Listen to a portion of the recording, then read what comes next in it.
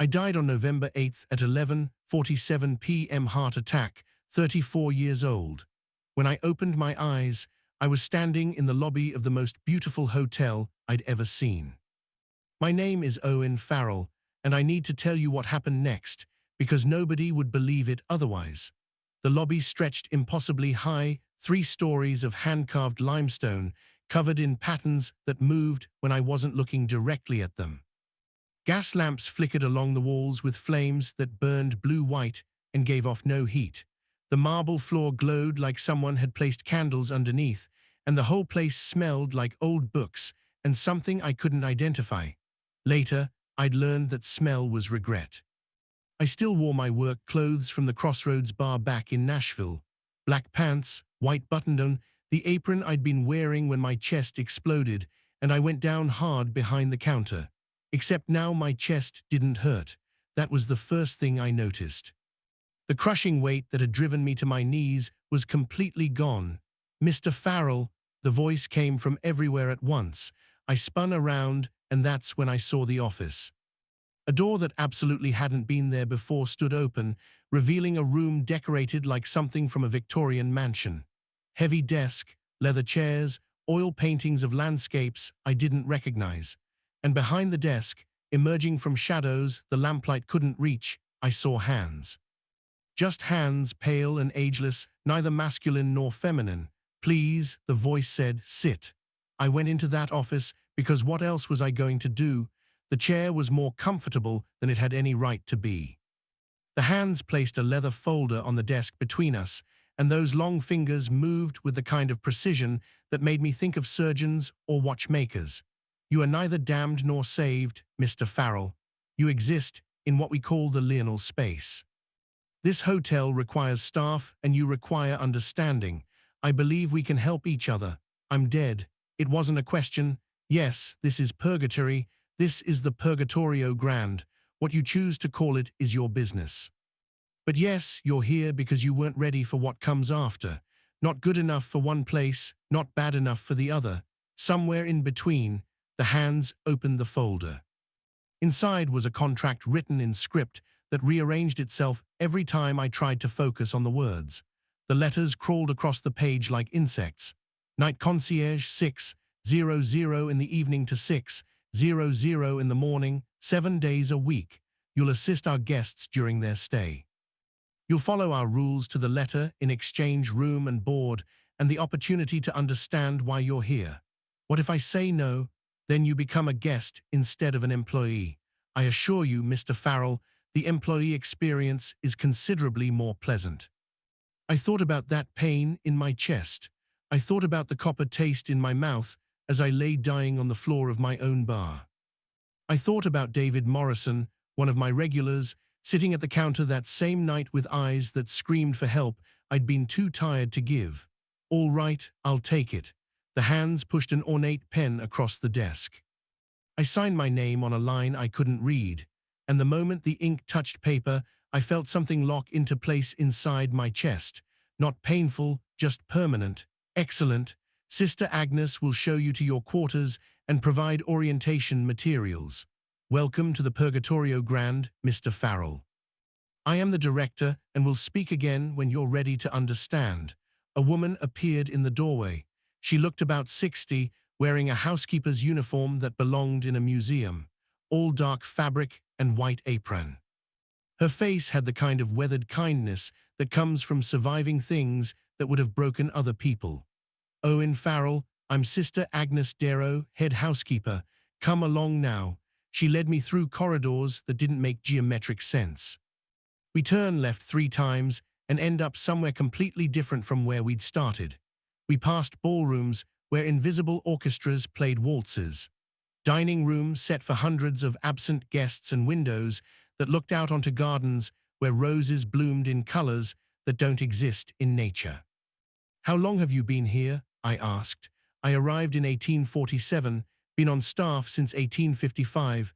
I stopped walking. That's over 170 years. She glanced back at me with something that might have been amusement. "Some of us take longer than others to learn our lessons." "This is yours, room 412. The brass key she handed me was warm, like someone had been holding it. Inside, the room was simple but comfortable. Clean white bed, wooden wardrobe, writing desk, and a window overlooking those impossible gardens. On the nightstand sat a leather-bound book with gold lettering on the spine. "Read that tonight," Sister Agnes said from the doorway. "Every word. Your shift starts at 6:00 tomorrow evening. Don't be late. And Owen, the rules aren't suggestions. Every word in that handbook matters here." After she left, I sat on the bed and opened the book. The introduction was written in elegant flowing script. "Welcome to the Purgatorio Grande. This establishment exists to purify those who cannot yet enter paradise. You are here to facilitate their journey. The work is difficult. The rewards are eternal. Learn these rules, follow them without exception, and remember you are here for the same reason they are." Introduction by Katarina Fay, hotel manager, 1510 to 2010. I stared at those dates. 500 years. Someone had run this place for 500 years. Then I turned the page and started reading the rules. Rule 1, never ask a guest how they arrived. They know you knowing serves no purpose. Rule 2, the penitent suites. Rooms 500 through 599 are self-contained. Guests enter, guests emerge. Do not disturb under any circumstances. Rule 3, guests requesting the Baker treatment are to be escorted to the basement clinic. Dr. Owen Norman oversees these cases personally. Rule 4, the reflection room suite 712 must remain locked. Only director-level staff possess keys. Rule 5, black tears indicate readiness. When a guest cries tears that leave dark stains, notify management immediately. They are approaching their moment of release. Rule 6, staff consumption of guest memories is strictly forbidden. You will be tempted, resist. I read the entire handbook twice before exhaustion finally pulled me under. The bed was comfortable, and for the first time since I could remember, I didn't dream. 4 to 6 the next evening, I stood behind the front desk wearing my new uniform. Black suit, crisp white shirt, gold name tag that read Owen Farrell, night concierge. The lobby was empty, except for those gas lamps and the persistent feeling that something was watching me from just outside my peripheral vision. At exactly 6:00, the front doors swung open. She wore a beaded evening gown straight out of a 1920s movie, all fringe and sequins that caught the lamplight. Her hair was cut in a sharp bob, her makeup perfect, but her eyes held the kind of exhaustion that sleep can't fix. She moved like someone walking to their own execution. "Good evening," I said, trying to sound professional despite having no idea what I was doing. "Welcome to the Purgatorio Grande. Your name, please?" "Theodora Sullivan." Her voice barely rose above a whisper. "I was told I have a reservation." I looked down at the leather-bound ledger on the desk. There it was, written in handwriting that definitely hadn't been there when I checked 60 seconds ago. "Theodora Sullivan, room 218, arrived 1926. Wait, 1926. Yes, Miss Sullivan, room 218. "May I help you with your luggage?" "I don't have any." She looked down at her empty hands like she'd just realized it. "I don't have anything at all." I handed her the brass key. Our fingers touched for just a moment, and in that instant I saw it. A window, cold night air, her body falling through darkness, the ground rushing up to meet her. I jerked my hand back like I'd been burned. "Something wrong?" she asked. "No, I'm sorry. First day nerves." I forced the smile I didn't feel. "How long will you be staying with us?" The question was out before I remembered Rule 1, but apparently that wasn't what she was asking anyway. She looked at me with those exhausted eyes and said, "How long will I be here?" I glanced down at the handbook I'd kept open beneath the desk. Required responses, page 12, "Until you understand." Her eyes filled with tears, but she didn't cry. She just took the key and walked toward the elevator, her beaded dress swishing with each step. The elevator doors closed, and I was alone again. Not bad for your first one. Sister Agnes had appeared from a side corridor so quietly I hadn't heard her approach. I touched her hand, and I saw how she died.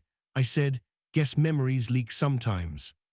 It's why Rule 6 exists. You could consume them entirely if you chose to drink them down like wine. Some staff have tried. They're still wandering the halls, lost in other people's lives, unable to find their way back to their own. What happens to her now? She goes to her room. She relays the worst moment of her life until she understands what it means. Then, if she's lucky, she's released. Released to where? Sister Agnes smiled, but there was no humor in it. That depends entirely on what she learns. The next few weeks taught me the rhythms of the Purgatorio Grand.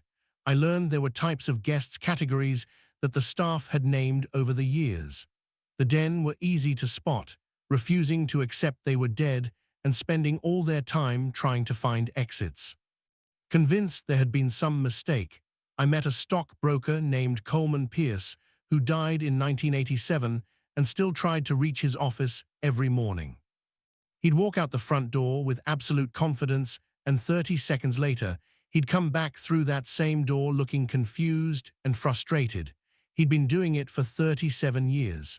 The penitent were the ones who broke my heart. They knew exactly what they'd done wrong, and they embraced whatever punishment their rooms offered. There was a woman named Ruth Chen in room 534. I made the mistake of glancing through her door one night when it was slightly ajar. Inside was a classroom with empty desks and a half-finished geometry lesson on the chalkboard. Ruth stood at the front calling out in a name I couldn't quite hear over and over. A student who never answered. A student who needed her help and hadn't gotten it. The door swung shut, and I stood in that hallway shaking for 10 minutes. The furious were dangerous in their own way. They raged against the hotel, against God, against themselves, and their rooms fed on that anger like fuel. Lawrence Gentry in room 447 was one of those. Every time I walked past his door, I could hear him shouting, swearing, breaking things. The first time I checked on him, I saw through the cracked door that his room had become a corporate boardroom. He sat at the head of a long table while projectors showed evidence of his embezzlement. The presentation played on loop, and with each repetition, the room grew more elaborate, adding new details, new humiliations. Then there were the lost. They didn't remember their sins, and they wandered the hallways, asking questions nobody could answer. Sister Agnes warned me about them. Their confusion is contagious. Spend too long with them, and you'll forget why you're here, too. At 3:00 in the morning on my fourth night, Sister Agnes brought me to the servants' hall. It was a room that didn't appear on any map of the hotel, tucked away behind a door marked storage that led to anything but. Benjamin Straight sat at an old wooden table drinking coffee that smelled wrong, too bitter, too sharp, like it had been brewed from regret instead of beans. He was maybe 50, wearing chef's whites that were pristine despite whatever he'd been cooking. "New guy," he said, looking me over. "How long? 4 days." He laughed, and it wasn't a kind sound. 4 days? Jesus. You still think time means something. Benjamin poisoned his business partner, Sister Agnes said, sitting down with her own cup, put antifreeze in his bourbon and watched him die over 3 days. Now he cooks in our kitchen, preparing meals that taste like memories, usually the painful kind. "Every dish I serve reminds someone of what they lost," Benjamin said. He wasn't bragging, just stating facts. "That's my punishment, watching them remember, watching them understand." "What about you?" I asked Sister Agnes. She was quiet for a long moment, staring into her cup like it held answers. "I was an Ursuline nun, took sacred vows before God. Then I met a priest named Thomas Brennan, and I loved him more than I loved my calling. We broke our vows together. We damned ourselves together. I've been cleaning these halls for 178 years, trying to scrub away the shame. That doesn't seem bad enough to deserve almost 2 centuries of this. It does to me. It does to the people who trusted me." The door opened, and she walked in. She looked about 50, wearing simple work clothes, her dark hair streaked with gray, but her eyes were ancient, holding weight I couldn't begin to measure. "You must be Owen Farrell," she said. "I'm Catherine. I tend the gardens." "Catherine Fye," Sister Agnes corrected. "She wrote your handbook." I use my maiden name now. I was a hotel manager here from 1510 to 2010. Then I realized I was doing exactly what I'd done wrong in life, managing other people's suffering while ignoring my own. So I stepped down and started planting flowers instead. 500 years, I said because I couldn't think of anything else. Give or take a few decades. I died in Genua in 1510, spent my whole life serving the sick and poor in a hospital there thinking I was doing God's work, but I enjoyed their suffering. I told myself I was helping them, but really I was feeling something dark inside me. When I arrived here, the director offered me management immediately. I thought it was a reward. Took me 5 centuries to realize it was a trap, letting me continue the same sin in a different form. She sat down, brushed invisible dust from her sleeves. Come with me. There's something you need to see. The service corridors revealed the hotel's true nature. Hallways looped back on themselves in ways that violated every law of architecture. Staircases led to floors that shouldn't exist. Storage rooms held confiscated items by the thousands. Wedding rings, photographs yellow with age, bottles of pills, letters that were never sent, sealed and stamped, and addressed to people who never received them. The hotel is alive, Catherine said as we walked. It grows new rooms as it needs them, absorbs sins like soil, absorbs water. Every guest gets a custom experience, perfectly calibrated to break them down and build them back up. She opened a door-marked memorial garden and led me outside into a space that defied the hotel's interior dimensions. The garden stretched for acres under a sky that was neither day nor night, just perpetual twilight casting everything in shades of gray and gold. Thousands of roses grew in neat rows, white roses, black roses, and red roses, mostly red. White for releases, Catherine explained, kneeling beside a bush just beginning to bloom. Black for descents to the other place, red for those still suffering, still learning. The ocean of red flowers stretched to a horizon I couldn't see. Not many people make it out. More than you'd think, but it takes time, sometimes centuries. It takes willingness to face the truth about yourself, and that's the hardest thing any of us ever do. She touched the white rose bud gently.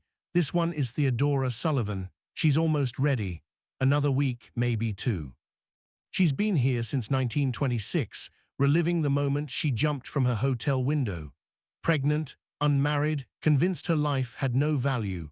It's taken her almost a century to understand that she mattered, that her baby mattered, that giving up was the sin, not the pregnancy itself. When does she get to leave? When she forgives herself, same as everyone. We walked back through those twisted corridors in silence. At the door to my room, Catherine turned to me. You'll figure out why you're here soon enough.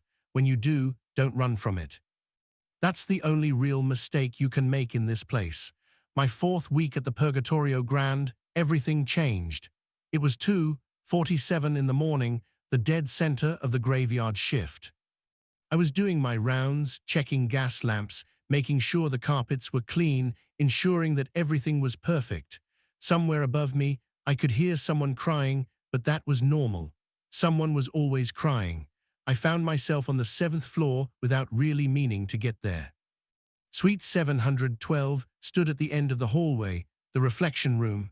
Rule 4 said it stayed locked, that only director-level staff had keys, but my master key was in my pocket and I felt it growing warm against my leg. I pulled it out, stared at the locked door, and felt something pull me forward. Not physically, but like a hook had caught somewhere inside my chest and was reeling me in. The key slid into the lock like it belonged there. The door opened. The room inside was circular walls covered in polished silver that reflected everything with perfect clarity. In the center stood a single mirror, 7 ft tall, framed in black wood, carved with symbols I didn't recognize. I stepped inside, and the door closed behind me. The mirror showed me hell.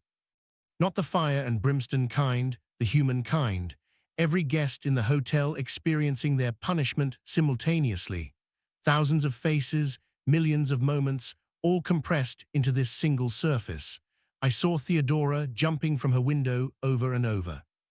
I saw Coleman Pierce being fired from jobs he'd lost decades ago. I saw Ruth Chen calling out to her absent student. I saw Lawrence Gentry watching his family leave him. Layer upon layer of human failure, all flowing through this mirror like a river. And then I saw myself. I was behind the bar at the crossroads. November 8th, 11:15 p.m. David Morrison sat on his usual stool, third from the left. He looked terrible. 3 days without shaving, eyes bloodshot, hands shaking as he lifted his glass. Rough week, I heard myself ask. Rough year. His voice cracked. Divorce finalized Monday. Kids are staying with Jennifer. I only get them on weekends now. I miss them so much it physically hurts. That's tough, man. Sorry to hear it. He drained his third bourbon, looked up at me with eyes that were drowning. One more.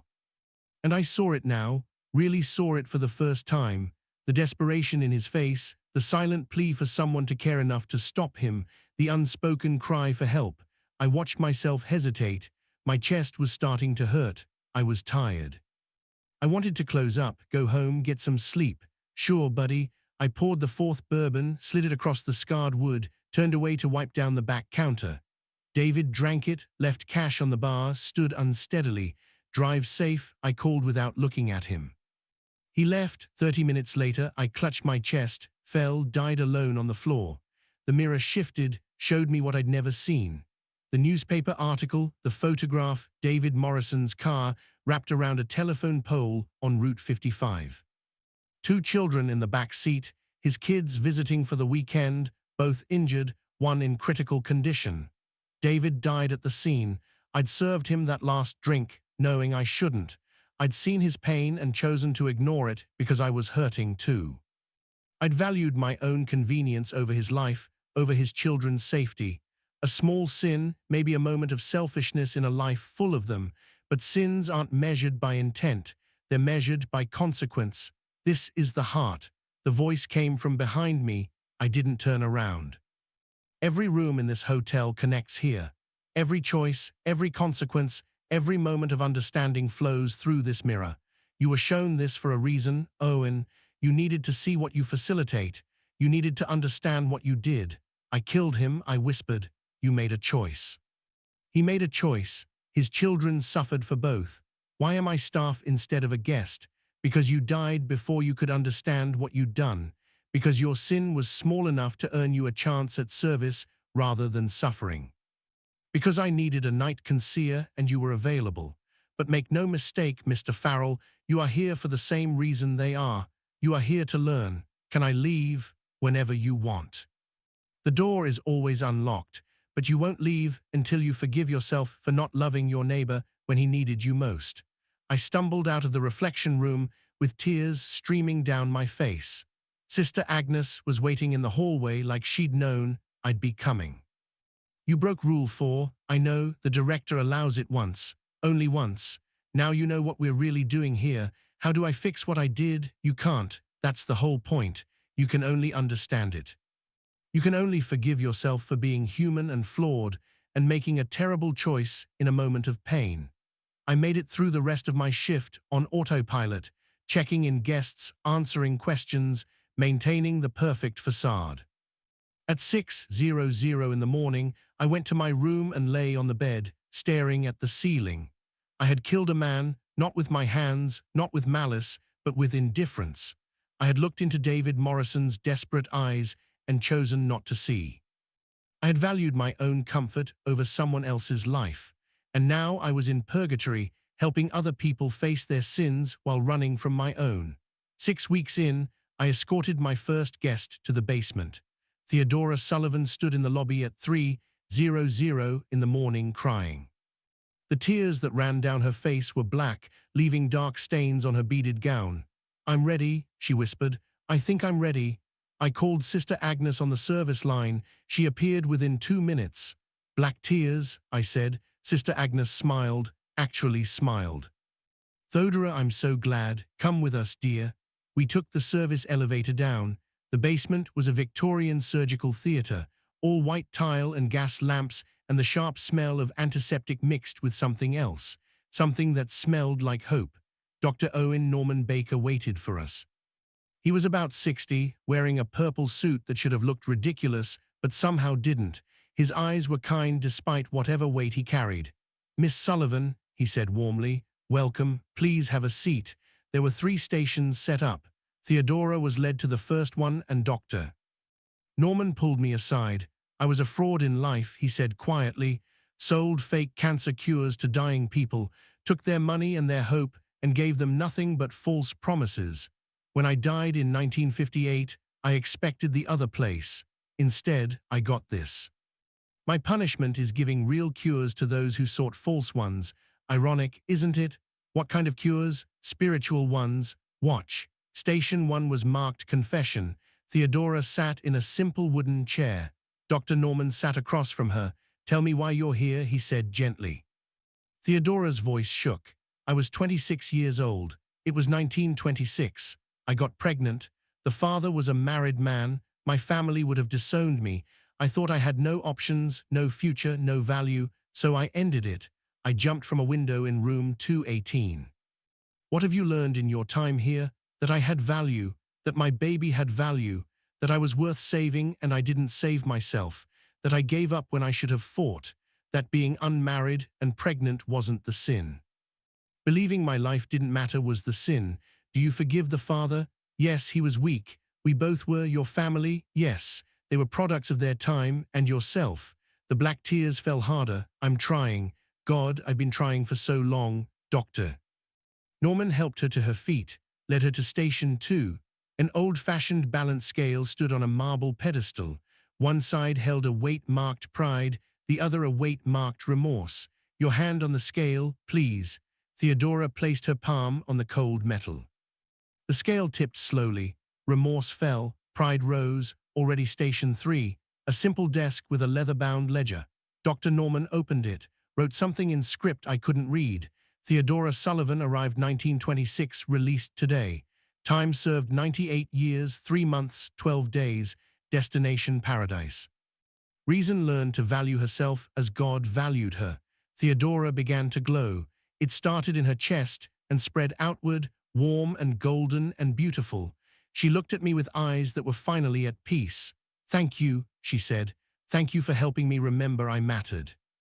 The light consumed her. She was gone. The basement was silent. I stood there staring at the empty space where she'd been, feeling something I hadn't felt since I died. Hope. Your first release, Dr. Norman said. Meaningful, isn't it? Does everyone get this? The 3 stations. Only those who are ready. Some take longer, some much longer. He gestured to a side door. Come, there's something I want to show you. The processing records room was floor-toseling ledgers, thousands of them, leather-bound and organized by arrival date. Doctor. Norman pulled one down, opened it to a page marked with red ribbon. Owen Farrell arrived November 9, 2019. Status, staff, sin, indifference to suffering. Served fatal drink to David Morrison, leading to Morrison's death and injury to his children. Current assignment, night concierge notes. Accessed reflection room, progressing toward understanding. We all have entries, Dr. Norman said quietly. He pulled down another ledger. Mine says I defrauded cancer patients out of $4 million, that I gave false hope while people died under my care. That I was convicted, served 4 years in Leavenworth, and died broke in Florida in 1958. Another ledger, Catherine Phi Adorno, arrived 1510, original sin, took satisfaction in others' suffering while believing herself righteous, served as hotel manager for 500 years before requesting demotion, currently groundskeeper approaching release. Another sister, Agnes Devo, arrived 1847, sin broke sacred vows for earthly love, refuses contact with Father Thomas Brennan, room 598, prolongs both stays through avoidance. Why show me this? Because you need to understand that everyone here, staff and guest alike, is working toward the same thing. Understanding, forgiveness, release. Some of us take 4 days, some take 4 centuries, but the door is always unlocked. I saw my room in the mirror. I know the director told me. Are you ready to face it? I don't know. That's honest at least. When you are, you'll know. 3 more months, Part asked. I checked in hundreds of guests, watched some rage and some weep, and some sit in the lobby for days in silent contemplation. I attended staff meetings, learned that 83 employees worked at the Purgatorio Grande, all dead, all working towards something they couldn't quite name. I cleaned corridors with Sister Agnes at 4:00 in the morning, listening to her talk about Father Brennan, how they'd met, how they'd fallen in love, how they'd broken their vows together. "He's been in room 598 for 178 years, she said one night, scrubbing a floor that was already spotless, waiting for me. "But if I see him, I'll have to face what we did. I'll have to decide if loving him was worth breaking my promise to God. What if it was? Then I wasted 2 centuries avoiding the truth. I worked alongside Benjamin in the kitchen, watching him prepare beautiful meals that tasted like loss.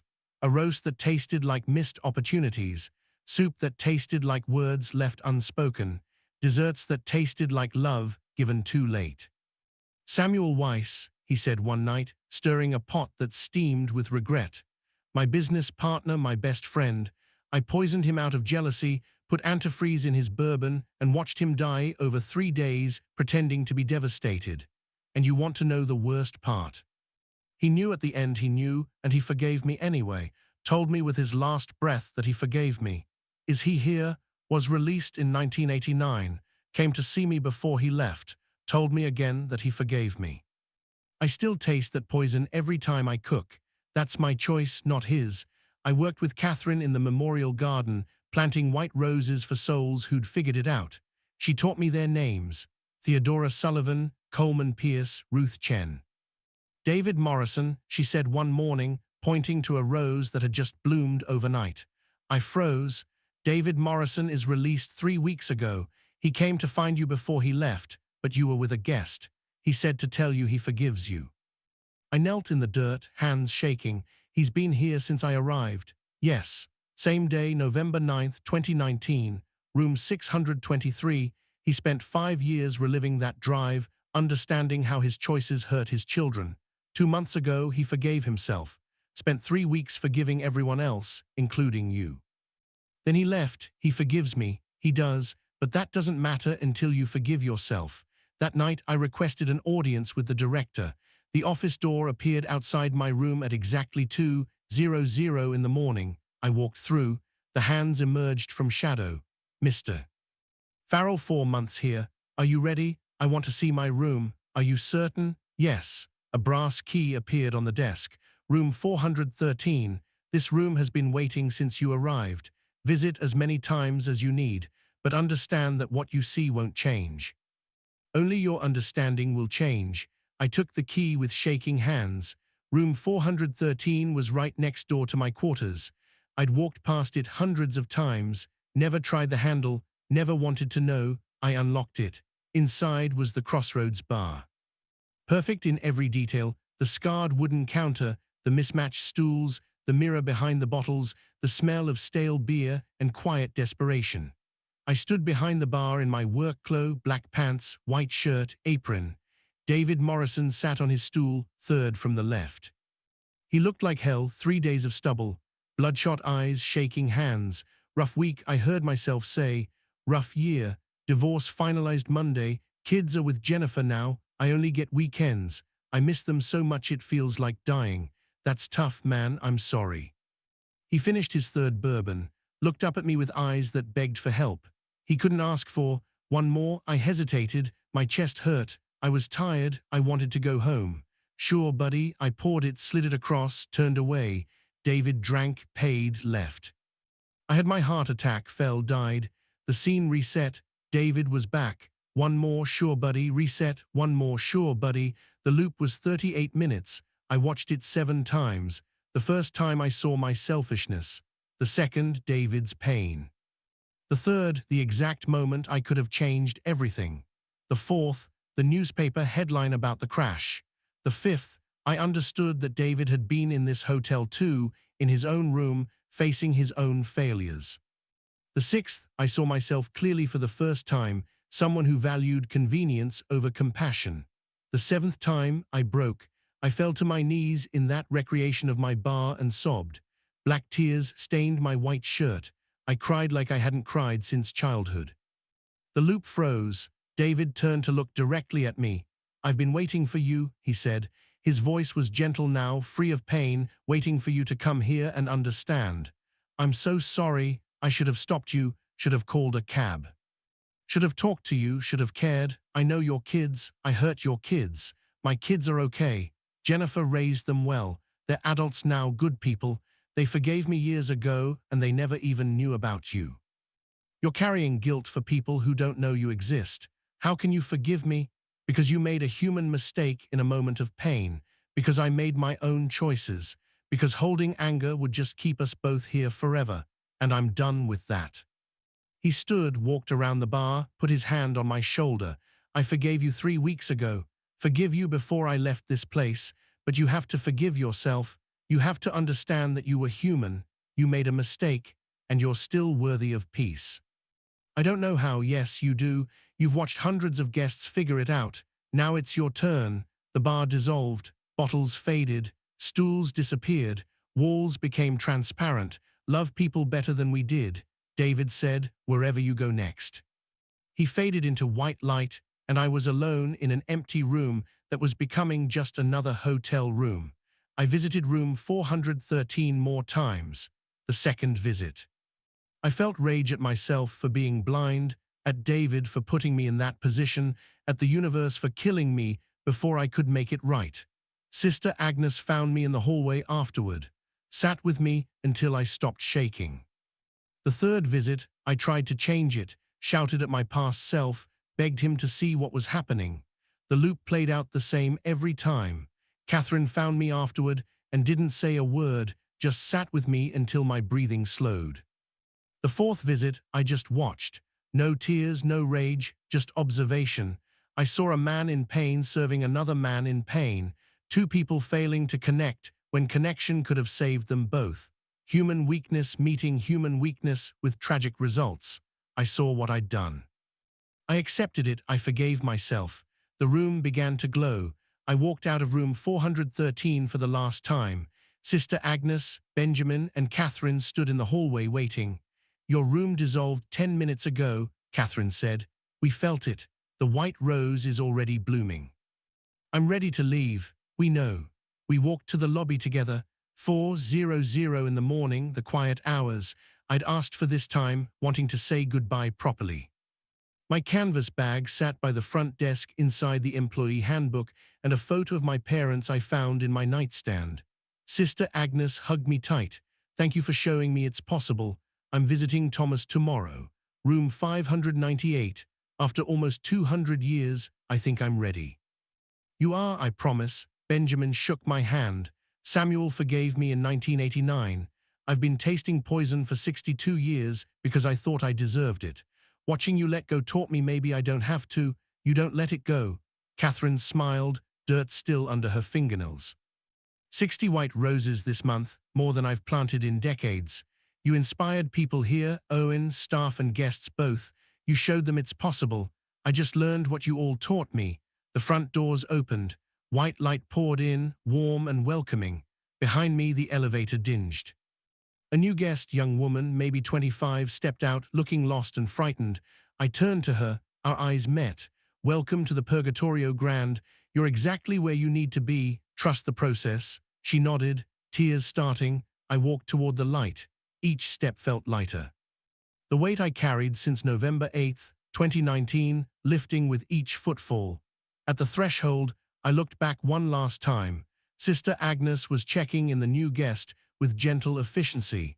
Benjamin would be in his kitchen preparing breakfast, the taste of poison finally fading. Catherine would be in her garden planting white roses with dirt under her nails and peace in her heart. The Purgatorio Grand would continue. It would always continue. As long as people died with unexamined sins, with forgiveness ungranted, with regrets unresolved, the hotel would stand. I stepped into the light. Warmth enveloped me. I felt myself dissolving, reforming, becoming something new. I don't know where I went. Heaven, maybe. Another chance, perhaps. Maybe back to earth to try again with what I'd learned. But I know this with absolute certainty. Purgatory isn't a building. It's a state of being. We build our own hells from regret. We build our own heavens from forgiveness. The door is always unlocked. The call came at 3:00 in the morning, which meant it was either a wrong number or something that couldn't wait. Doctor. Elijah Harmon fumbled for his phone, knocking over a stack of translations that scattered across his bedroom floor. Rain hammered against the windows of his Oxford flat, and somewhere in the distance, church bells marked the hour. Dr. Harmon, the voice was accented, breathless, speaking over what sounded like wind. My name is Father Tekla Gabaz Alassi. I'm calling from the monastery of St. Stephen near Lake Tana in Ethiopia. I apologize for the hour, but what we've discovered cannot wait until morning. Elijah sat up suddenly alert despite the hour. He'd been studying apocryphal texts for 15 years, specializing in Second Temple Judaism and the non-canonical writings that most of Christianity had long forgotten. He knew that tone in a scholar's voice, the tremor that came from touching something ancient and real. I'm listening.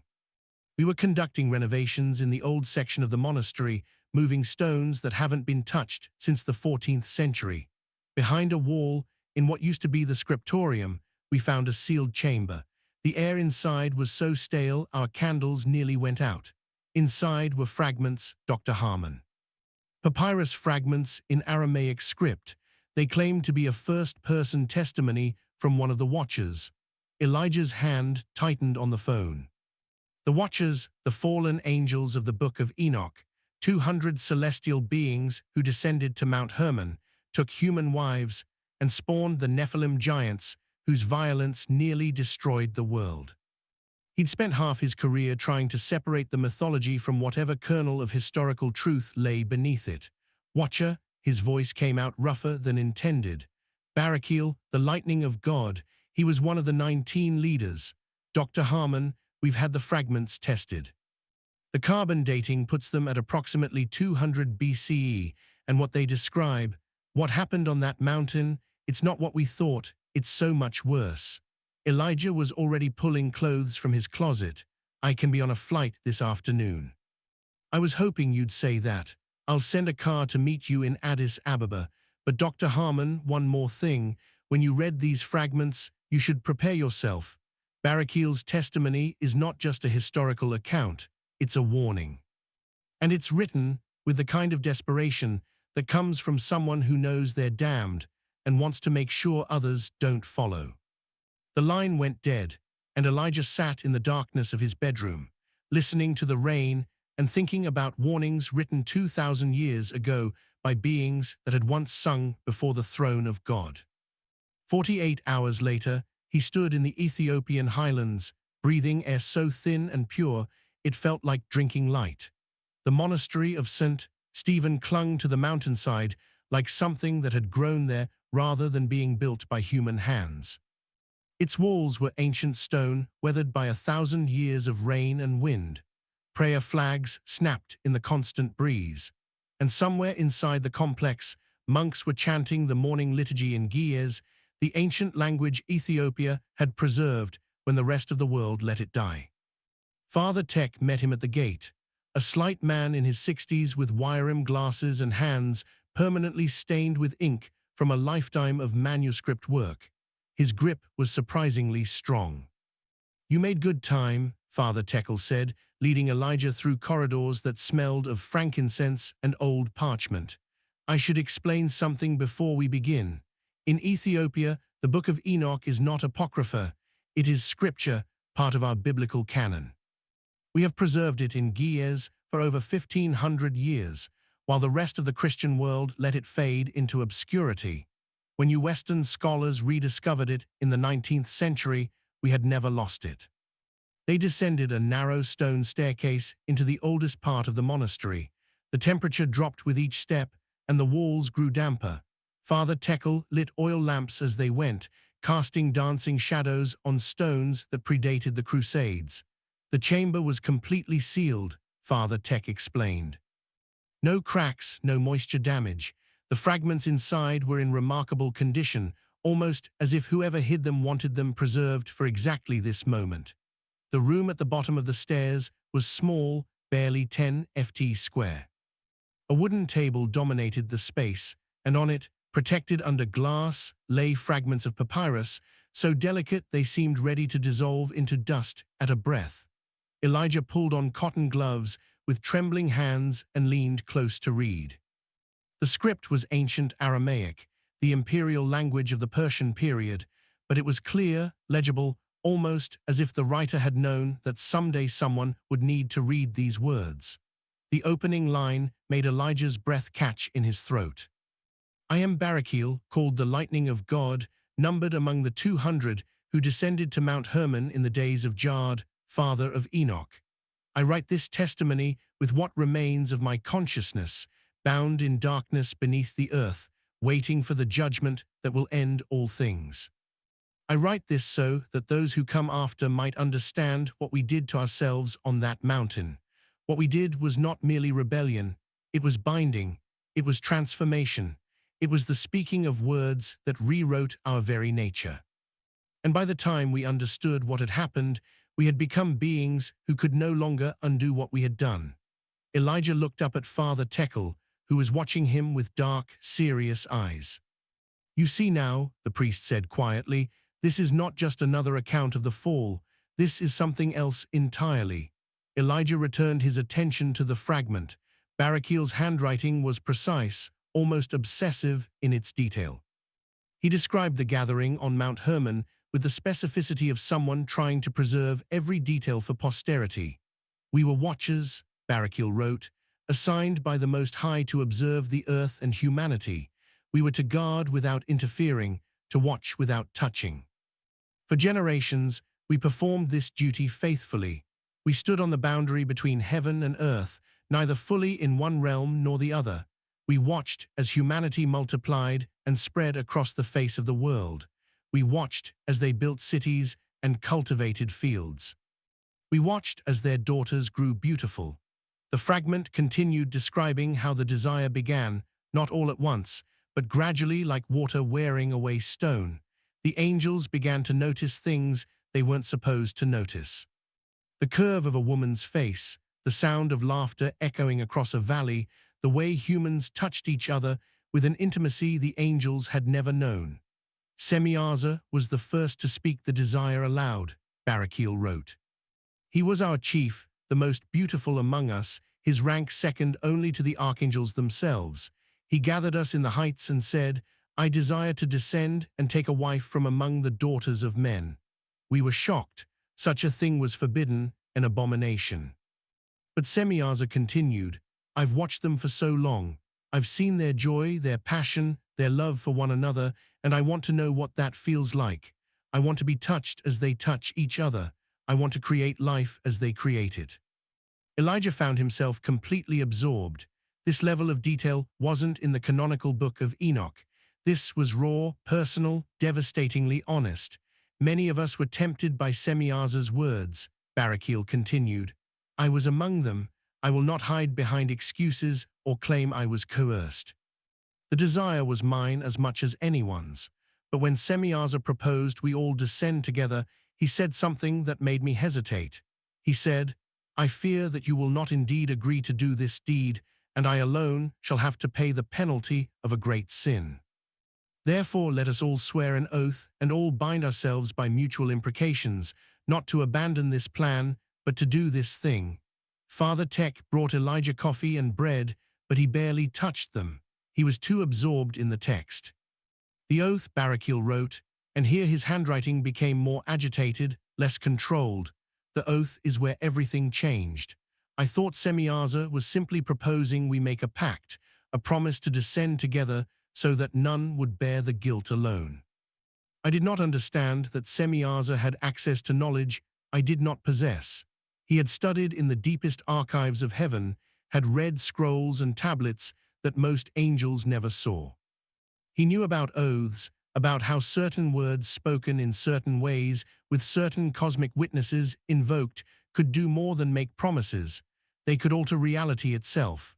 Elijah sat back, his mind racing. This aligned with ancient Near Eastern concepts of performative speech, the idea that words didn't just describe reality, but could actually create it. In Hebrew thought, God spoke the universe into existence. Blessings and curses weren't just wishes. They were creative acts that generated new realities. Continue reading, Father Tekel said softly. The next fragment describes the oath itself. Elijah turned to the next piece of parchment. His hands were shaking now. We gathered on the summit of Mount Hermon on the winter solstice, Barachiel wrote. 200 of us, the stars blazing overhead like the eyes of heaven, watching our rebellion. Semiaza stood in the center and taught us the words we were to speak. He told us to speak them in perfect unison, that every voice must say every syllable at exactly the same moment. He told us to invoke heaven and earth as witnesses. He told us to speak the name of God backwards, syllable by syllable, unmaking in our speech what God had made in his. I should have known then.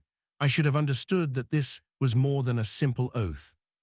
But I was consumed with desire, with the thought of descending, of taking a wife, of knowing what it felt like to be loved by something warm and mortal and real. So when Semiaza began the oath, I joined my voice with the others. The fragment described the words themselves, though Barakil was careful not to write them out fully. I will not record the complete oath here, he wrote, for fear that someone might speak it unknowingly and suffer what we have suffered. But I will say this, the oath had 3 parts. First, we swore to descend and take wives from among the daughters of men. Second, we swore to teach humanity the knowledge of heaven, to share with them the secrets we had learned in God's presence. Third, and this is the part Semiaza did not explain clearly, we swore to sever ourselves permanently from the divine presence, to cut the cord that bound us to the source of all light and life and love.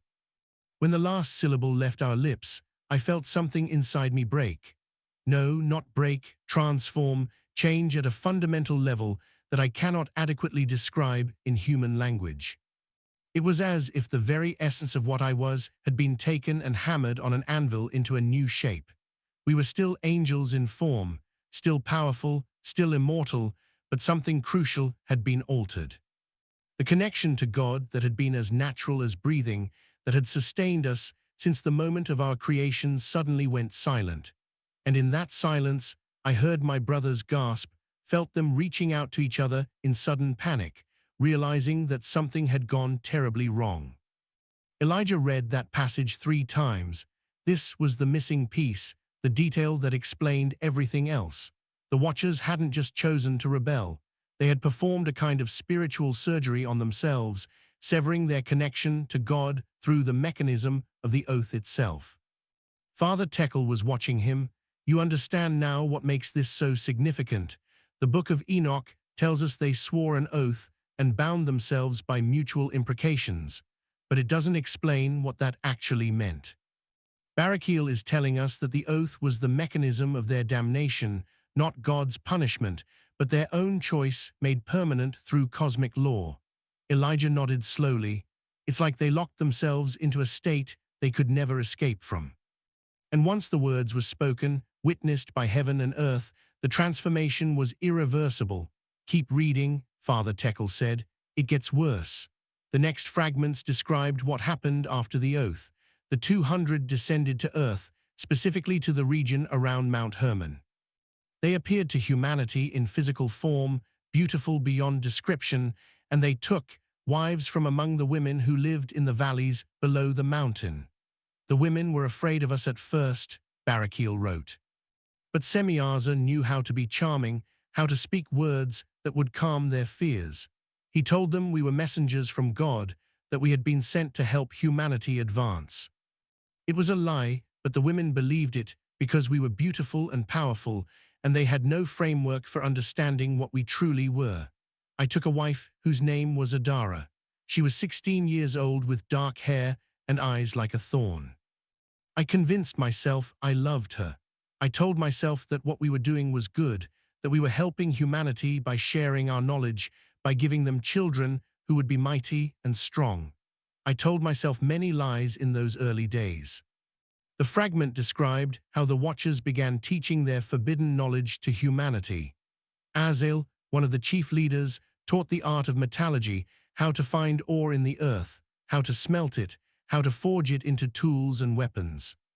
He showed them how to make swords and knives, shields and breastplates. He also taught cosmetic arts, showing women how to create dyes and pigments, how to beautify themselves with colors and ornaments. Barakil himself taught the movements of the stars and planets, revealing the patterns that govern the heavens. Kokabeel taught the constellations and their hidden meanings. Semiaza taught enchantments and the cutting of roots for magic. Armaros taught how to break spells. 20 different angels teaching 20 different categories of forbidden knowledge. With each teaching, Barakil wrote, I felt something inside me diminish. At first, I thought it was simply the guilt of breaking God's law, but it was more than that. It was the oath continuing to work on us, transforming us further with each act of rebellion. The compassion I had once felt began to fade. The mercy that had been natural to me started to feel foreign, like a language I was forgetting. The capacity to feel genuine love, not desire, not possession, but the selfless love that heaven is built upon, that began to evaporate like water in the desert sun. Elijah found himself thinking about addiction, about how repeated choices carved neural pathways that became harder and harder to resist. But what Barakil described was something more fundamental, not just behavioral conditioning, but ontological transformation, a change in the very being of what they were. After the first year, my wife Adara became pregnant, Barakil continued. I was elated. I thought this proved what we were doing was right, that God would not allow us to create life if what we were doing was wrong. I was a fool. When my son was born, I knew immediately that something was terribly wrong. He was enormous, 3 times the size of a normal human infant. Adara nearly died in childbirth, and as my son grew, he grew far too quickly. By the time he was 6 months old, he stood 6 ft tall. By his first birthday, he was 10 ft. By age 2, he was 15 ft and beginning to show signs of the violence that would consume him. The Nephilim, the giants, the offspring of angels and human women who would terrorize the ancient world. The giants were an abomination, Barakil wrote, and his anguish bled through the ancient script. They consumed everything. First, they ate the produce of the land, entire harvests devoured in days. Then they ate the animals, sheep, cattle, entire herds vanishing to feed their insatiable hunger. And then when there was nothing left, they began to eat humanity itself. They hunted humans like animals, tearing them apart, drinking their blood, and we, their fathers, watched in horror as the oath's consequences unfolded. We had created monsters, and the oath we had sworn prevented us from stopping them. Elijah had to stand up and walk around the small room. The fragments were affecting him more deeply than he'd expected. This wasn't mythology.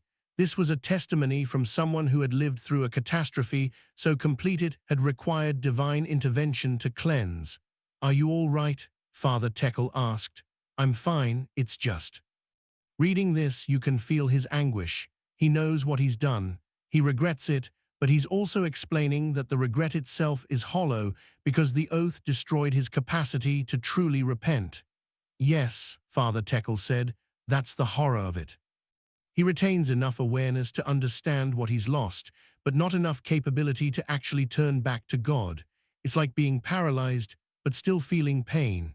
Elijah returned to the fragments. The next section described the moment when heaven responded to what was happening on earth. The cries of humanity reached heaven, Barakil wrote. The archangels, Michael, Gabriel, Raphael, and Uriel saw what we had done, saw the violence and bloodshed and corruption spreading across the earth. They brought their report before the Most High, and God sent a prophet to us. His name was Enoch. Enoch, the man who walked with God, the 7th generation from Adam, the one human in the pre-flood world who maintained a connection to the divine. Enoch came to us with terror in his eyes, Barakil continued. He had been shown visions of what was coming, the judgment that would fall. He begged us to repent, to turn back before it was too late, and in that moment, I wanted to. I desperately wanted to turn back to God, to undo what we had done, to make things right. But I couldn't, not because God was preventing me, but because the oath had destroyed the part of me that could make that turn. I could wish I hadn't fallen. I could regret the consequences, but I couldn't genuinely repent, couldn't feel true remorse for the sin itself. The oath had burned that capacity out of me. Some of my brothers understood this faster than others. Azel raged, blaming Semiaza for tricking us. He screamed that he would never have sworn the oath if he'd known what it would do. Amaros wept, begging Enoch to tell us how to break the binding, but Enoch's face was grave. He told us there was no breaking an oath witnessed by heaven and earth spoken with the name of God invoked. What we had done was permanent. The fragment described how some of the watchers, despite knowing it was futile, asked Enoch to petition God on their behalf. They composed a written confession detailing their crimes and begging for mercy. Enoch agreed to carry it to heaven, though he warned them not to hope too much. Enoch ascended to the throne, Barakiel wrote, and we waited for 40 days and 40 nights. We waited, watching the sky, hoping against hope that God would find a way to undo what we had done to ourselves. And then Enoch returned. His face was streaked with tears, and he brought God's judgment. The judgment was detailed and specific. Raphael was commanded to bind Azazel hand and foot and cast him into the darkness of Judil, a desert place of jagged rocks. His face was to be covered so he would see no light until the great day of judgment. Gabriel was ordered to turn the Nephilim against each other to incite them to violence, so they would destroy themselves in civil war. Michael was commanded to bind Semiaza and the other leaders for 70 generations in the valleys beneath the earth, to imprison them in darkness until the final judgment, when they would be cast into eternal fire. Uriel was sent to warn Noah that a flood was coming, that God would cleanse the earth of the corruption the Watchers had introduced. When Enoch spoke these words, Barakiel wrote, Azazel's rage was terrible to behold. He cursed Semiaza, cursed the oath, cursed himself. But what struck me most was what Enoch said next. He told us that God had not denied our petition for forgiveness. He had explained why forgiveness was impossible. We had not been rejected. We had made ourselves incapable of receiving what we asked for. The oath we swore had rewritten our spiritual essence so thoroughly that genuine repentance was no longer within our capacity. We could feel regret for consequences. We could wish to escape punishment, but we could no longer feel true remorse for sin. Could no longer genuinely turn back to the source of all being. The part of us that made such turning possible had been destroyed by the words we spoke on Mount Hermon. Elijah sat in silence, absorbing the weight of those words. This was the theological bombshell hidden in these fragments. The Watchers weren't being denied forgiveness. They had destroyed their capacity to receive it. There's one more fragment, Father Tekel said quietly. This one was found separate from the others, wrapped in a different material.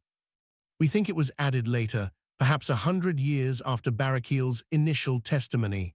The priest produced a smaller fragment, this one more damaged than the others. The script was shakier, as if written by someone whose hand was weakening. I have been bound in this darkness for 10 generations now, the fragment read. The Archangel Michael wrapped me in chains that cannot be broken and cast me into a pit beneath the earth. I am conscious. I am aware. I experience every moment of every day in absolute darkness. I cannot sleep. I cannot dream. I cannot die. I can only remember. I remember what it was like to sing before God's throne. I remember the light of heaven, brighter than 1,000 suns, yet never painful to behold. I remember the joy of worship, the ecstasy of being in the divine presence. I remember what love felt like when I still had the capacity to truly love. And remembering these things without being able to experience them, that is the true torment.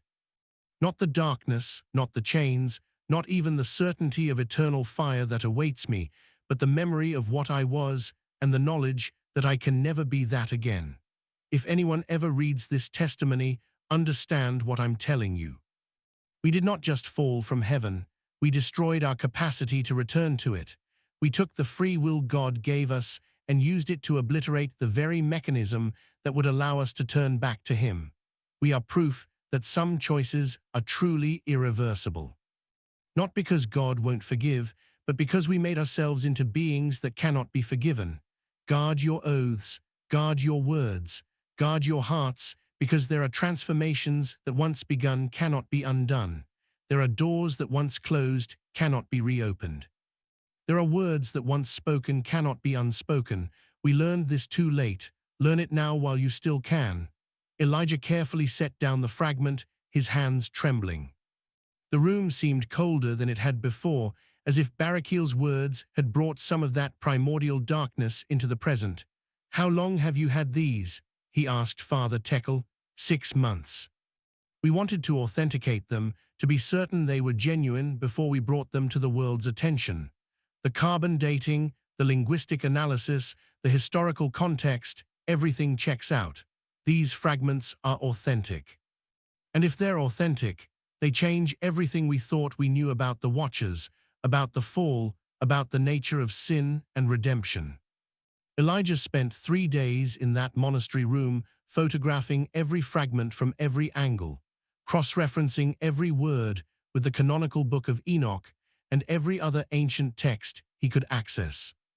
The pieces Barakiel described fit perfectly with the biblical account, but they added a dimension of horror that the canonical version had only hinted at. On the 4th morning, Father Tech brought him coffee and fresh bread, and they sat together at the table, the fragments between them.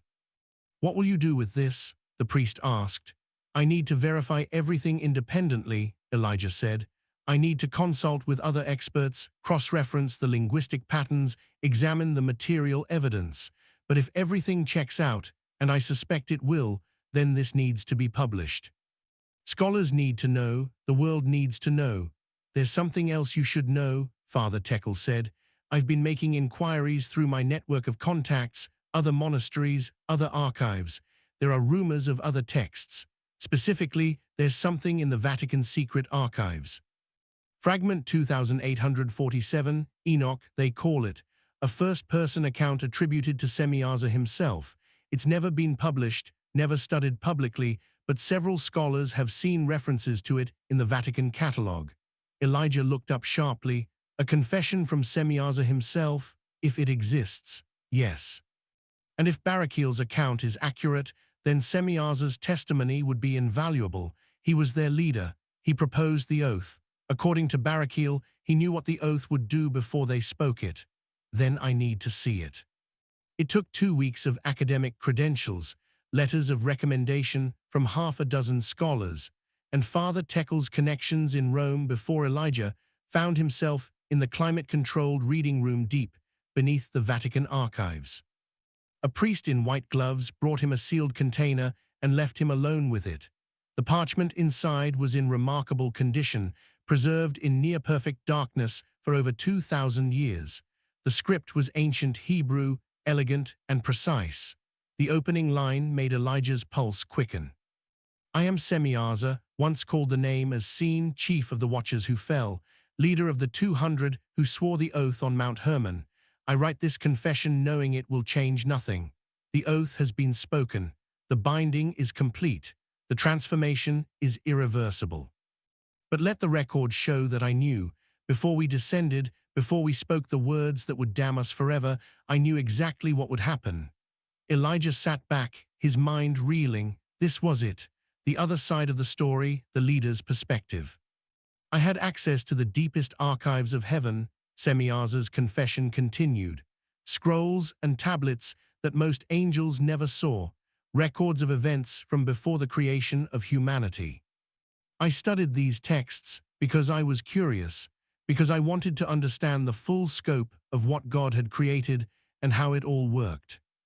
And in those ancient records, I found references to oaths, not simple promises, but binding oaths that could alter the fundamental nature of a being.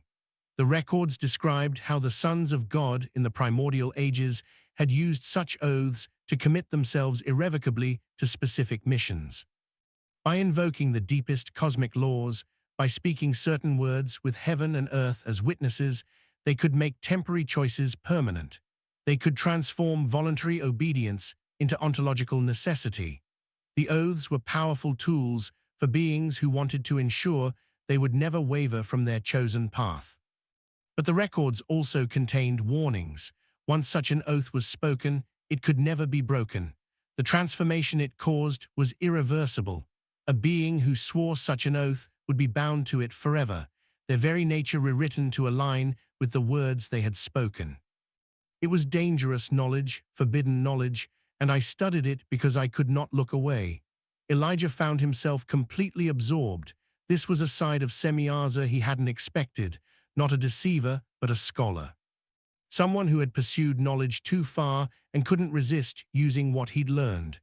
When I first felt desire for the daughters of men, Semyaza wrote, I tried to suppress it. I knew it was forbidden. I knew it would lead to disaster. But the desire grew stronger with each passing day. I watched these human women, so alive, so passionate, so full of joy and sorrow and love, and I wanted desperately to know what that felt like, to be touched, to be loved, to create life. Angels don't reproduce. We were created complete. We would never know the intimacy of union, the joy of children, the fierce love of family. And the more I watched humanity, the more that lack felt like a wound. Eventually, the desire became unbearable. I decided I would descend. I would take a wife. I would accept whatever punishment God decreed, because at least I would have known what it felt like to be truly alive, if only for a moment. But then fear seized me. What if the punishment was too severe? What if I was cast out of heaven forever, stripped of all my power, left to wander the earth as a broken thing? What if I faced God's judgment alone? That's when I thought of the oath. If I could convince others to descend with me, if we all swore an oath together, binding us to the plan, then I wouldn't have to face the consequences alone. We would share the guilt, share the punishment. There would be strength in numbers. And if we used the ancient binding oath, I discovered, no one could back out at the last moment and leave the rest of us to bear the responsibility. Elijah felt a chill run down his spine. Semyaza had known. He had deliberately chosen to use an irreversible oath to ensure his brothers would share his fate. I gathered the 200 who were most sympathetic to my desire. The confession continued. I told them what I proposed, that we should descend and take wives from among the daughters of men. I told them we should teach humanity the knowledge of heaven, share with them the wisdom we possessed. I made it sound noble, like we would be helping humanity advance. But that was a lie. I wanted to descend for selfish reasons, and I needed companions in my selfishness. When I proposed the oath, I told them it was necessary to ensure our solidarity, to make certain no one would abandon the plan and leave the others to face judgment alone. I taught them the words we would speak. But I did not tell them what those words would actually do. I did not explain that the oath would sever our connection to God permanently. I did not tell them that it would transform our very natures, making it impossible for us to ever truly turn back. I kept these details to myself because I knew if they understood, they might refuse, and I could not bear the thought of descending alone. The confession described the gathering on Mount Hermon in excruciating detail, 200 angels standing in a circle on the mountain's highest peak. Stars blazing overhead like the eyes of heaven watching their rebellion. Semyaza standing in the center teaching them the words, making them practice until every voice could speak every syllable in perfect unison. When we spoke the oath, Semyaza wrote, I felt the transformation immediately. It was like a door slamming shut inside me, like a cord being cut, like falling into a darkness that had no bottom. The connection to God that had sustained me since the moment of my creation went silent. And in that terrible silence, I heard my brothers gasp, felt them reaching out to each other in sudden panic. They realized something was wrong. They realized this was more than a simple promise. Azel was the first to understand. He turned to me, his face twisted with rage and betrayal, and he said, What have you done to us? I couldn't answer. What could I say? That I had tricked them into speaking an irreversible oath because I was too afraid to face my rebellion alone. That I had damned 200 angels to ensure I wouldn't be damned by myself. I had no defense. I had no excuse. I had made them share my fate, and the guilt of that is worse than anything God could do to me. Elijah sat back feeling sick. The leader's confession was even more damning than the follower's testimony. Semyaza hadn't just made a mistake. He had deliberately deceived his brothers, had tricked them into destroying their capacity to return to God, all because he was too cowardly to face the consequences of his own choices alone. The confession continued describing the descent to earth, the taking of wives, the teaching of forbidden knowledge, but Semyaza's perspective added details that Barakil's account had left out. We tried to be good husbands at first, Semyaza wrote. We tried to convince ourselves that what we were doing was noble, that we were helping humanity by sharing our knowledge. Azel taught them metallurgy, and we told ourselves this would help them build better tools, create more prosperity. I taught them magic and enchantments. And we told ourselves this would help them understand the deeper workings of the universe. Barakil taught them astronomy, and we told ourselves this would help them navigate and understand their place in creation. But the knowledge we shared was like fire given to children. Humanity wasn't ready for it. They used the metallurgy to forge weapons and make war. They used the magic to manipulate and harm each other. They used the astronomical knowledge for divination and astrology, trying to predict and control the future. Everything we taught them became twisted, used for purposes we hadn't intended. Or perhaps we had intended them deep down. Perhaps we wanted to corrupt humanity because we ourselves had become corrupt. The section describing the Nephilim was particularly harrowing. My wife bore me a son, Semyaza wrote. I named him Hewa, which means serpent. I should have known from the name what he would become. He was massive even at birth, and he grew at an impossible rate.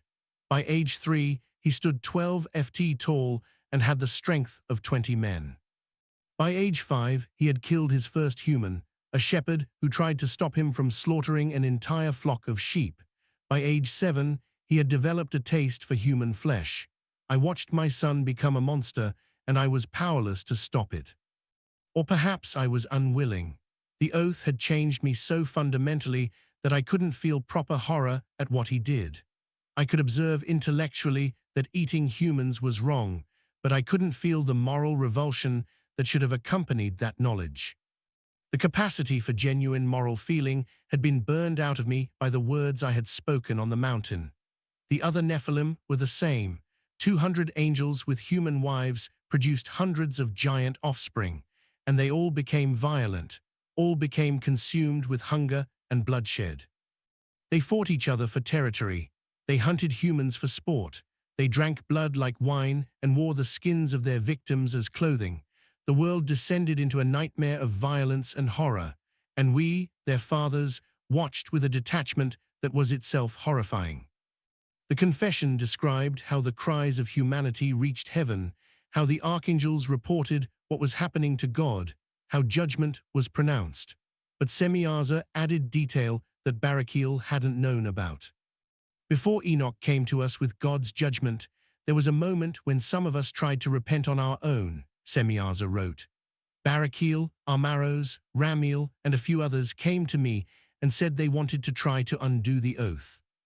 They wanted to speak words of renunciation, to declare the oath null and void, to beg God for forgiveness, even if it meant facing judgment alone. I told them it was impossible. I told them that an oath witnessed by heaven and earth could not be renounced. But the truth is, I wasn't certain.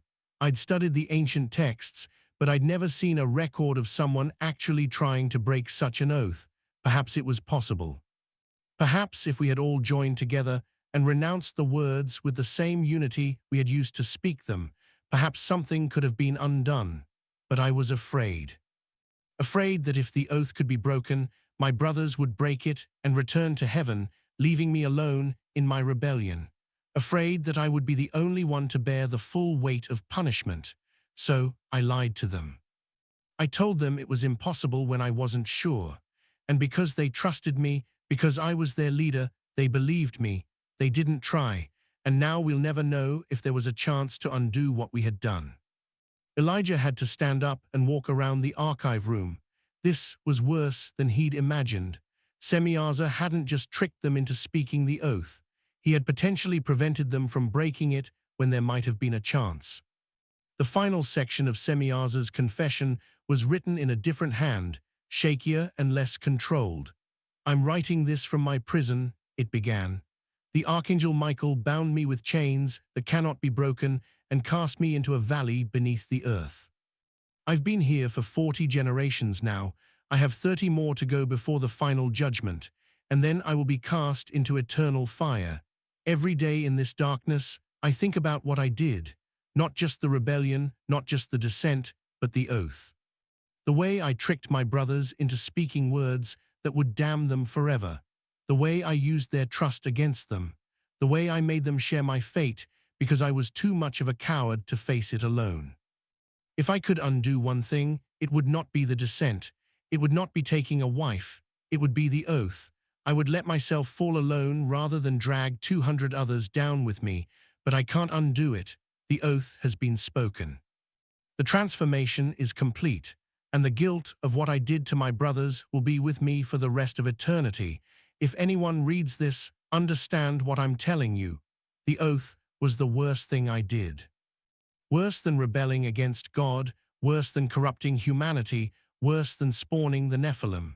Because the oath ensured that none of us could ever truly turn back, could ever genuinely repent, could ever be redeemed.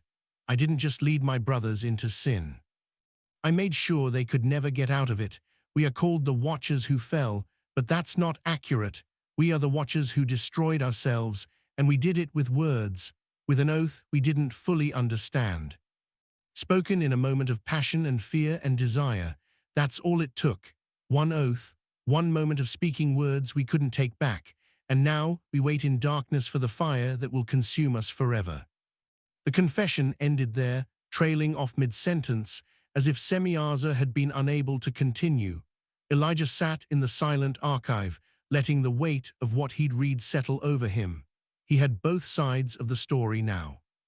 Barakiel's testimony of what it felt like to be deceived into the oath, Semiaza's confession of why he had deceived them, and both texts pointed to the same horrifying conclusion: the oath had been the mechanism of their damnation, not divine punishment, but self-inflicted spiritual destruction.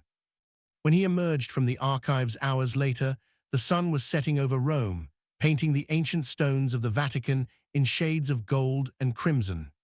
Elijah walked through the streets in a daze, thinking about 200 angels who had spoken words that destroyed their capacity to return home. He called Dr. Rachel Weinberg that night from his hotel room. "Rachel, I need your help. I found something that's going to change our understanding of the Watchers, but I need to verify it with someone who knows the Dead Sea Scrolls and Second Temple literature.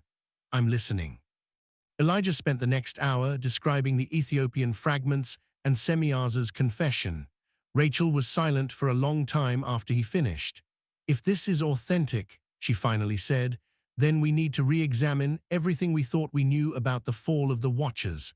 The oath wasn't metaphorical. It was a genuine mechanism of spiritual transformation.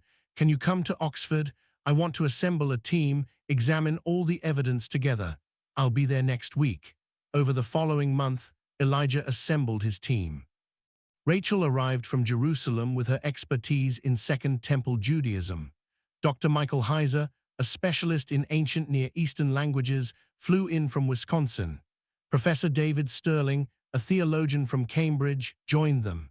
They spent weeks in Elijah's office at Oxford, examining every fragment, every photograph, every translation. "The linguistic patterns are consistent with Second Temple period Aramaic," Heiser confirmed. "The script matches other documents from that era. The vocabulary, the grammatical structures, even the theological concepts align with what we know about Jewish apocalyptic literature from 200 BCE.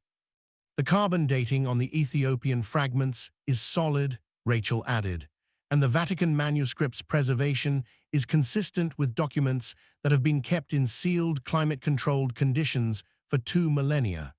Sterling was focused on the theological implications. "If we accept these texts as authentic, they fundamentally alter our understanding of the nature of sin and redemption. The Watchers didn't just choose evil. They made themselves incapable of choosing otherwise. They transformed their own spiritual essence through the mechanism of the oath." "It aligns with ancient concepts of performative speech," Heiser said. "In Hebrew thought, words don't just describe reality, they create it. God spoke the universe into existence. Blessings and curses aren't just wishes, they're creative acts." The oath these angels swore was a creative act that generated a new spiritual reality, their permanent separation from God. Elijah pulled up a passage from Barakiel's fragments on his laptop. "Listen to this." Barakiel says, "The oath worked on us like poison, transforming us with each act of rebellion. We could remember what compassion felt like, which made its absence more horrifying. We retained enough awareness to understand what we'd lost, but not enough capacity to genuinely mourn the loss. He's describing a state where they have intellectual knowledge of their condition, but no emotional connection to it. It's like severe dissociation, Rachel said, or certain neurological conditions where people can understand emotions intellectually but can't feel them. Except the Watchers did this to themselves deliberately through cosmic oath. The team spent days discussing the implications. They ordered in food, worked late into the nights, debated every detail. Gradually, a picture emerged that was both more complex and more horrifying than the traditional understanding of the Watchers' fall. The canonical Book of Enoch tells us they swore an oath and bound themselves by mutual curses, Elijah summarized during one late-night session, but it doesn't explain the mechanics of how that oath actually worked. These new fragments fill in that gap. The oath was a performative utterance that invoked wild cosmic laws, rewriting the spiritual essence of everyone who spoke it. And Semyaza knew this, Sterling added. He deliberately chose an irreversible oath to ensure his companions couldn't back out. He made their damnation permanent because he couldn't face his own damnation alone. The question is, Rachel said, what do we do with this information? Do we publish? Do we hold it back? This is the kind of discovery that could reshape biblical scholarship. We publish, Elijah said firmly. This is too important to keep hidden. People need to understand what the Watchers did to themselves and why it matters. They began work on a comprehensive academic paper, but Elijah had another idea. He wanted to create a documentary that would bring these texts to a broader audience, something that would help people understand the implications without requiring a PhD in ancient languages. He reached out to a production company that specialized in historical documentaries. They were intrigued by the material and agreed to fund a full-length film. Elijah would serve as the primary researcher and narrator, with his team as expert consultants. The filming took 6 months. They traveled to Ethiopia to record at the monastery where the fragments had been discovered. Father Tekel agreed to be interviewed, showing them the sealed chamber and describing the moment they found Barakiel's testimony. They filmed at Mount Hermon, standing at the ruins of the ancient temple where the oath had supposedly been sworn.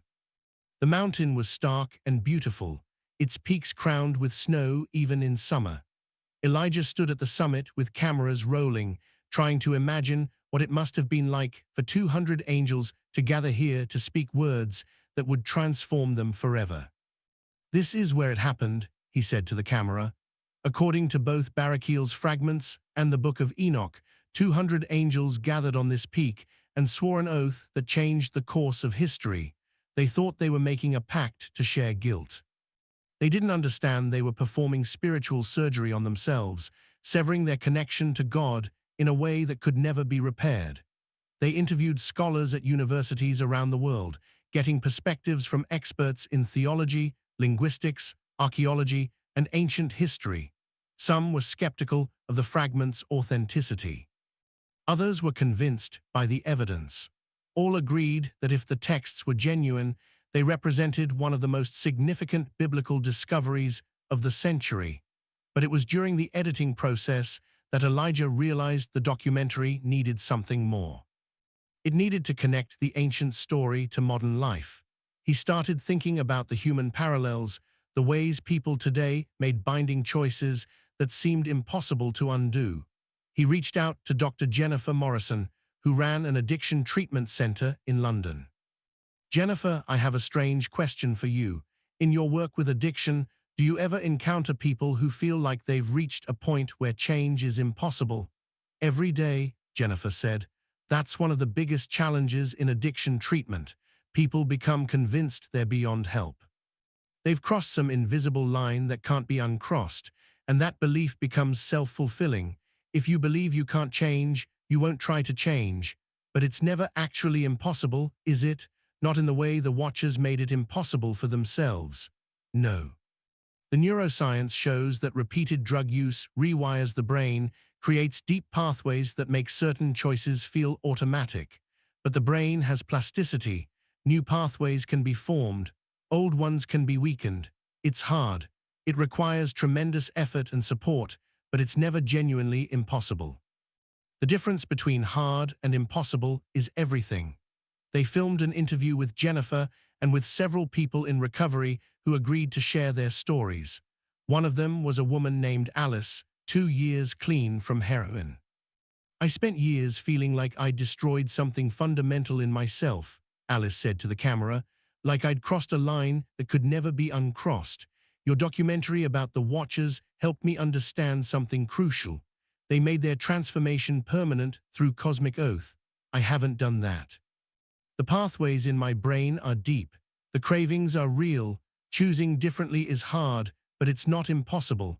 I haven't spoken words that destroyed my capacity to change, and that makes all the difference."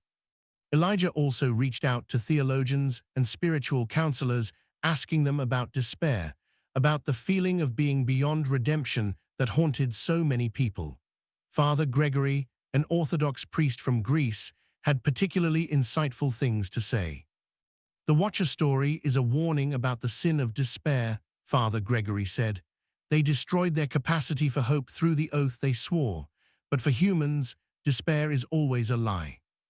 No matter what we've done, no matter how far we've fallen, we haven't sworn the cosmic oath the Watchers spoke.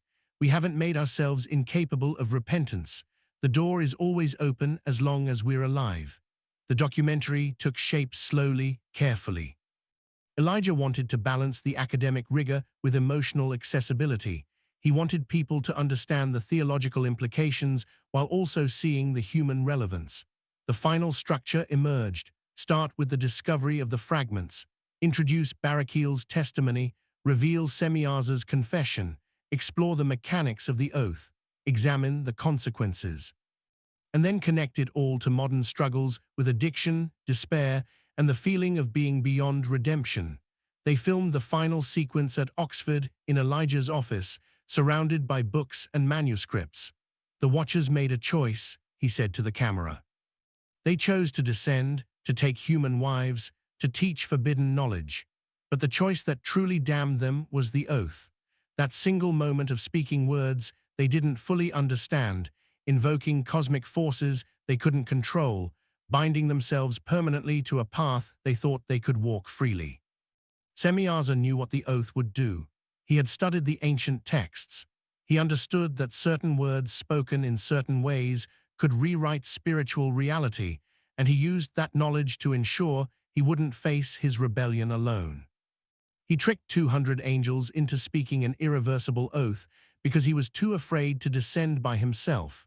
The result was catastrophe. The angels' offspring became giants who terrorized the earth. The knowledge they taught humanity was used for violence and corruption. The world descended into chaos that required the flood to cleanse, and the angels themselves underwent a transformation so complete that when they tried to repent, they discovered they no longer had the capacity for genuine repentance. This is the horror at the heart of their story. Not that God wouldn't forgive them, but that they had destroyed their ability to receive forgiveness. The oath had rewritten their spiritual essence so thoroughly that turning back to God became metaphysically impossible. Elijah paused, choosing his next words carefully. But here's what's crucial to understand. The Watcher's irreversible transformation highlights that most human struggles are not irreversible. We haven't spoken their oath. We haven't invoked cosmic witnesses to permanently sever our connection to God. We make mistakes, form harmful habits, create deep pathways of behavior that feel impossible to change. But feeling impossible and being impossible are two different things. The Watchers show us the extreme edge of the spectrum, the absolute worst-case scenario. And in showing us that, they illuminate everything short of it. They demonstrate that while some transformations can be permanent, ours don't have to be. While some falls can be complete, ours aren't. While some doors can close forever, most remain at least partially open. Their warning echoes across millennia. Guard your oaths, guard your words, guard your heart. Because while most choices can be revised, some can become binding. While most transformations can be reversed, some cannot. The Watchers made themselves into beings that could never go home. They serve as eternal proof that such a state is possible and eternal warning not to follow their path.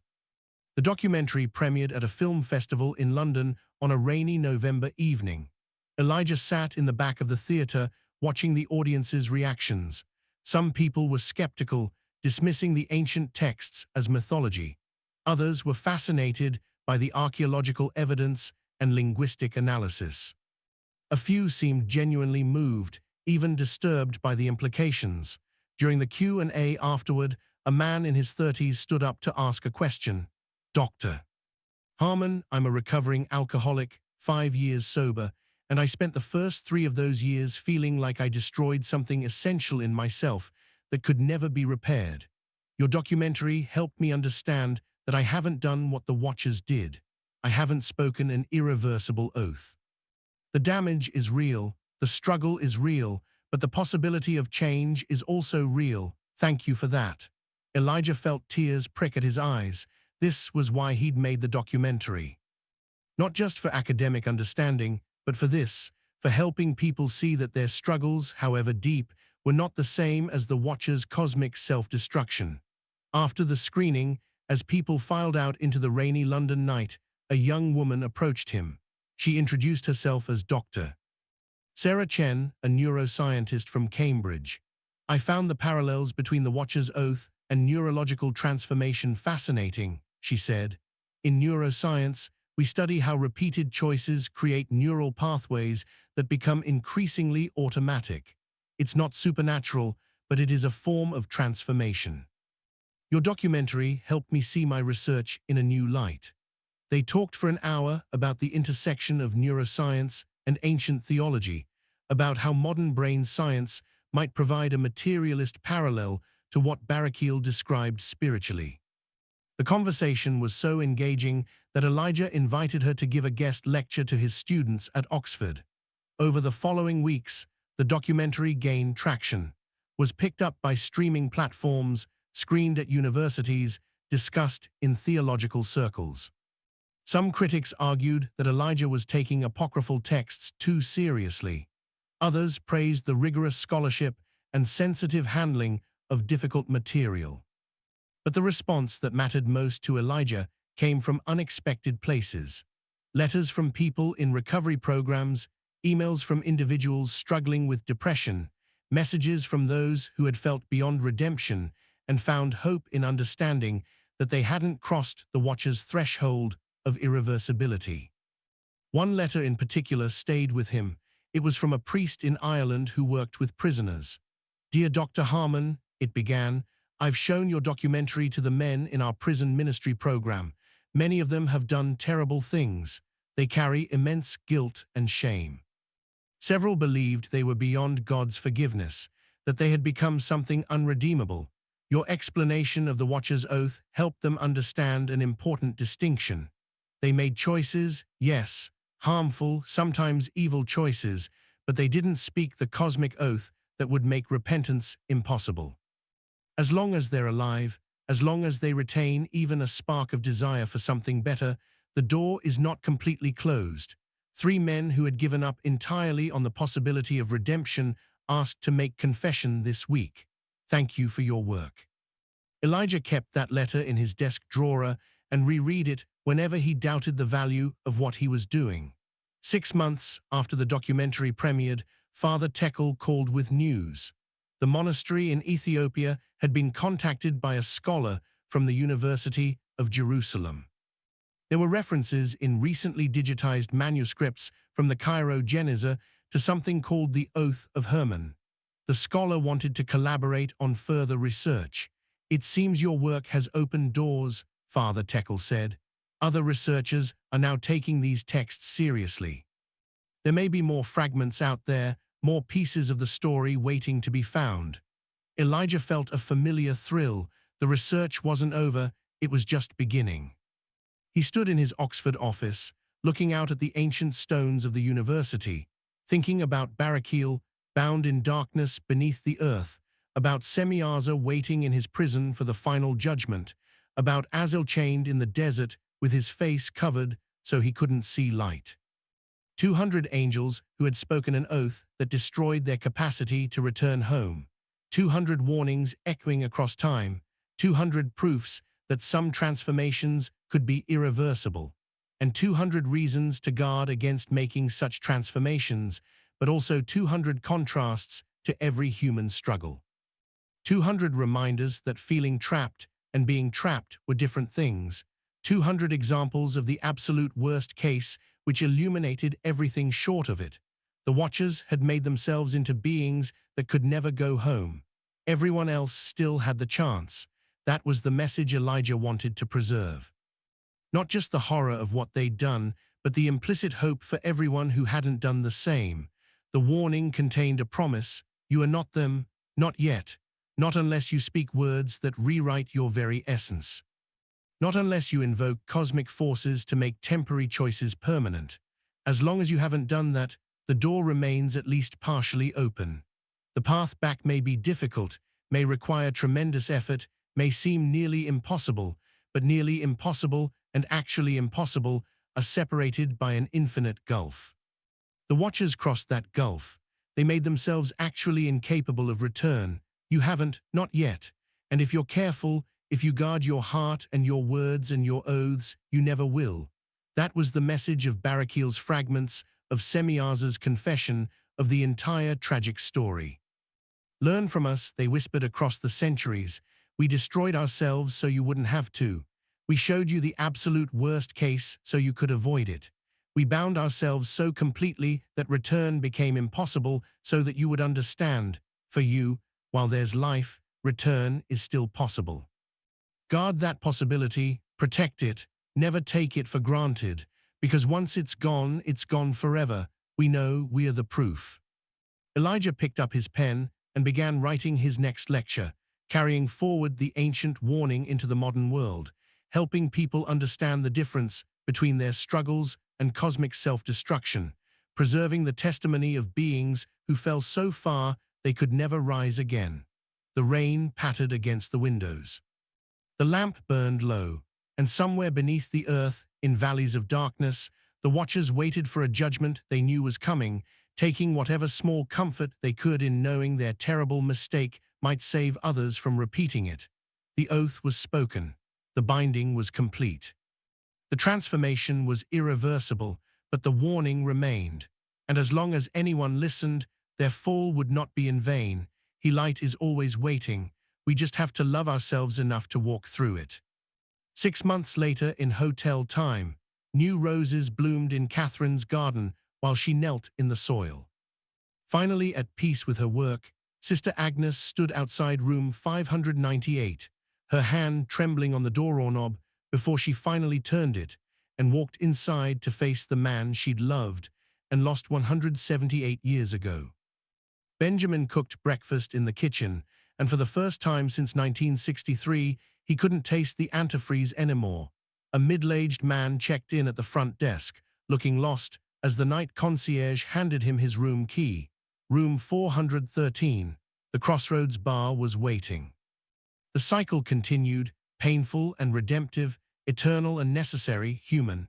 The Purgatorio Grande stood on its foundation of limestone and grace, its gas lamps burning through endless night, its doors always open to those who needed to understand. And in the memorial garden, another white rose bloomed.